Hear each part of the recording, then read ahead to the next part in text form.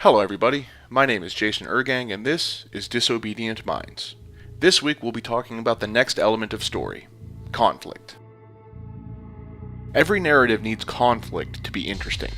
Conflict builds tension and forces characters to face up to things they're afraid to face up to.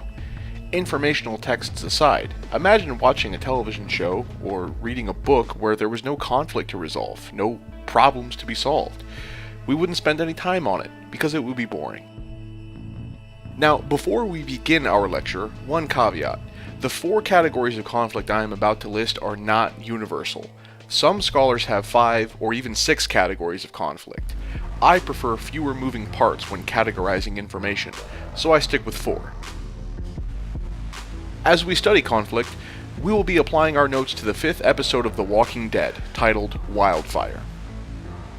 And now, without further ado, our lecture.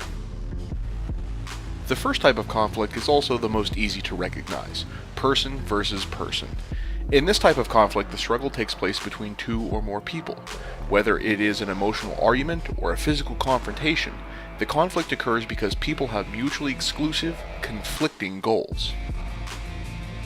In the episode Wildfire, we see person versus person conflict when Daryl attempts to kill the wounded Jim, who has been bitten by a walker. Both Shane and Rick intervene to stop Daryl and save Jim before he is murdered. The next category of conflict is person versus society. In this kind of conflict, a character's beliefs or ideas set them at odds with the people around them. It may be that they want to change a fundamental idea about how society works, or create an entirely new way of thinking, but the radical idea or belief puts a character at odds with prevailing wisdom. Returning to Wildfire, we see person versus society in the scene where Glenn argues against the burning of the survivors' dead members, along with the zombie bodies. We don't burn them! We bury them. It is different from our previous example, because it's about the beliefs of how a group behaves, as opposed to an individual disagreement. Next comes person versus self. In this form of conflict, a character struggles with taking an action or making a decision. They are not struggling with another person necessarily. They are struggling with their own thoughts and emotions. In Wildfire, Shane struggles with the monumental decision of shooting Rick in the back. Notice how he could easily end Rick's life. No one is trying to stop him or prevent him from doing so. It is solely his own thoughts and feelings that stop him from taking the shot. Finally, we have person versus nature.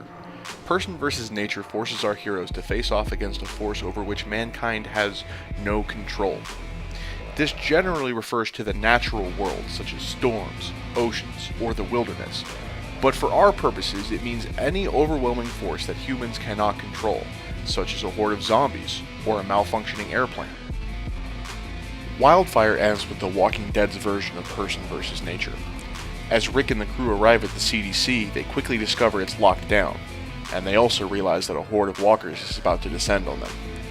The walkers represent the kind of unstoppable force that is the hallmark of person versus nature conflict. Good conflict is at the heart of every story. It drives the plot forward, forces the characters to face what they fear, and creates the tension and drama necessary for great narratives. Without it, we'd be stuck with boring stories that don't challenge the characters, our ideas about them, or the world they live in. This has been Disobedient Minds, proudly brought to you from Western International High School in Detroit, Michigan.